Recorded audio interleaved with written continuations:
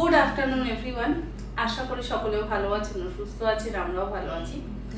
গতকাল আমি আপনার সাথে বেশ অনেকটা পরিমাণে ঘুগনি কিভাবে বাড়িতে বানানো যায় সেই রেসিপিটা শেয়ার করেছিলাম। আর সেখানে অনেকে প্রশ্ন করেছিলেন যে এতটা পরিমাণে ঘুগনি তো বানালে, তো এতটা পরিমাণে ঘুগনি কি হবে। তো সেই কারণেই আজকে ভিডিওটা করা। অতটা পরিমাণে ঘুগনি বানিয়েছি অনেক মানুষের জন্য। গতকাল ছিল উল্টো রথ, সোসাইটিতে উল্টো রথ নিয়ে বেরোনো হয়েছে। সোজা রথের দিন তো অবশ্যই রথ যেহেতু বেরোনো হয়েছে, জগন্নাথ দেবের পুজো যেহেতু ছোট করে একটু হয়েছে, তো উল্টো রথেও তো আবার যেতে হবে। তো সকলে এক জায়গায় জমায়েত হওয়া মানে অল্প বিস্তর খাওয়া দাওয়া।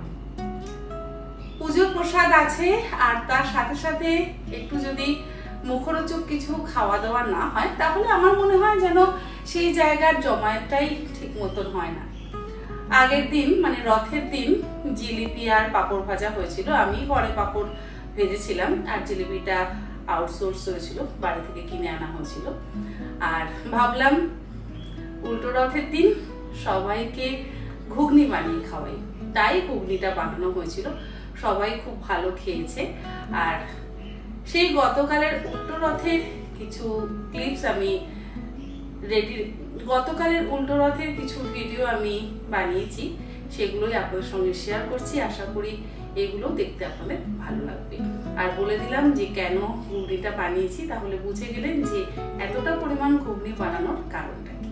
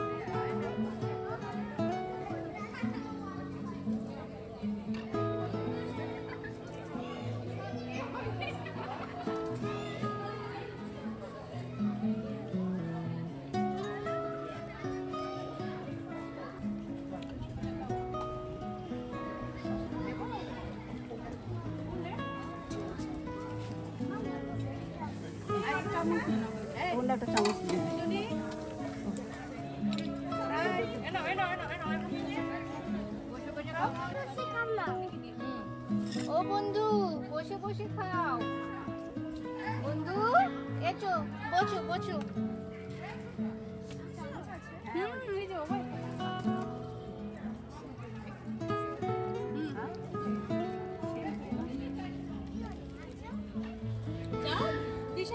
তুমি যে ঘরে সারাক্ষণ। দাদুর কোথায় দিদি? দাদুর ঘরে।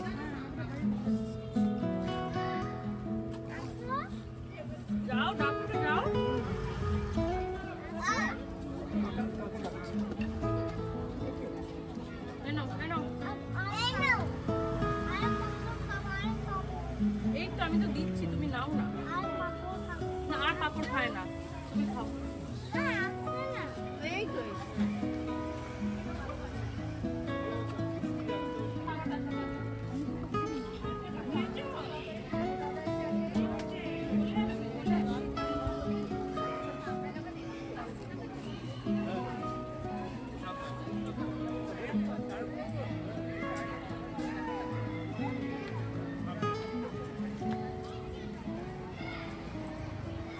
এখানে আর একটা কথা বলি, আজকে একজন কমেন্ট করেছেন যে আপনার ফোন নাম্বারটা যদি দেন তাহলে অর্ডার করতে সুবিধা হয়। তো সেই সূত্রে বলি, আমি এই যে রান্নাটা করেছি, রান্না করে আমার সোসাইটির মানুষজনকে খাইয়েছি। খাওয়াতে আমার ভীষণ ভালো লাগে, সেই জন্য আমি রান্না বান্না করে খাওয়াই। যখন জগদ্ধাত্রী পুজোর ভোগ রান্না করি তখনও কিন্তু বেশ অনেক পরিমাণে ভোগ রান্না করা হয়। আমার বাড়ির গণেশ পুজোতেও আমি অনেক পরিমাণে ভোগ রান্না করি। তো আমি কিন্তু কোনো রকম অর্ডার সাপ্লাই করি না, কোনো রকম অর্ডার নিই না। তো সেই জন্য আমি অত্যন্ত দুঃখিত, আমি আপনাকে আমার ফোন নাম্বারটাও দিতে পারবো না। আর ভবিষ্যতে কি হবে তা আমি জানি না, তবে এটুকু বলে রাখি, আমার যেহেতু খাওয়াতে ভালো লাগে, আমি ভবিষ্যতে আরো মানুষজনকে অবশ্যই এইভাবে রান্না বান্না করে খাওয়াবো। কিন্তু অর্ডার কখনো নেব কিনা জানি না, হয়তো নেব না, কারণ অর্ডার নিয়ে ওই হিউজ অ্যামাউন্টে ডেলিভারি করা আমার পক্ষে তো একেবারেই সম্ভব নয়, এবং আমি করতেও চাই না। আমার নিজের সারাদিনের প্রচুর ব্যস্ততা চলে, মানুষজনকে খাওয়াতে ভালোবাসি বলে আমি বেশ অনেকটা পরিমাণে রান্না বান্না করে আমি সকলকে খাওয়াই এবং খাওয়াতে পছন্দ করি, ভবিষ্যতেও আমি খাওয়াবো। আর অন্য আরেকজন বলেছেন আমার স্বাস্থ্যের কথা মাথায় রেখে, উনি হয়তো কালকের ভিডিওতে দেখেছেন যে আমি কথা বলতে গেলে হয়তো হাঁপাচ্ছি বা কিছু এরকম, ওনার কিছু একটু মনে হয়েছে। এখানেও একটা কথা বলি, 5 কিলো মটরের ঘুগনি, সেটা কিন্তু যথেষ্ট পরিমাণ, মানে এত বড় গামলার 1 গামলা ঘুগনি হয়েছে। আর সেই 5 কিলো মটরের ঘুগনি যখন এইভাবে আমি নাড়ছি, মটরগুলো তো ফুলেছে, তার মধ্যে জল পড়েছে, তার মধ্যে আলু আছে, সমস্ত কিছু আছে, তো পরিমাণটা কিন্তু আরো অনেকটা বেড়ে যায়। আর সেই নাড়তে নাড়তে যখন আমি কথাগুলো বলছি, অবশ্যই হয়তো একটু মনে হচ্ছে আমি হাঁপাচ্ছি বা কিছু।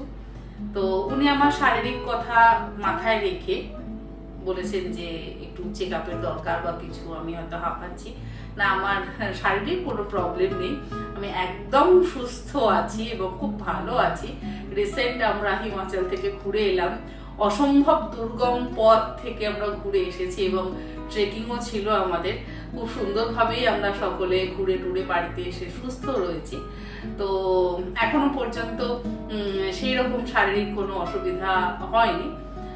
তো যাই হোক, মানুষজনকে যেহেতু খাওয়াতে ভালো লাগে, ভালোবাসি, সেই জন্য রান্না বান্না করি। আর রান্না বান্না বেশি পরিমাণে করার সময় যদি কথা বলা হয় তাহলে অবশ্যই একটু হাঁপ তো আসি, ঠিক আছে। আর এইটুকুই, মোটামুটি হয়তো যাদের একটু কোয়ারিজ ছিল তাদের সেই প্রশ্নের উত্তরগুলো আমি দিতে পারলাম। আর চেষ্টা করব ভবিষ্যতেও এরকম ভাবে মানুষজনকে যাতে খাওয়াতে পারি। আর ভগবানের আশীর্বাদ এবং মানুষের আশীর্বাদ থাকলে আশা করি আমি এইভাবেই পরবর্তীতেও করতে পারবো।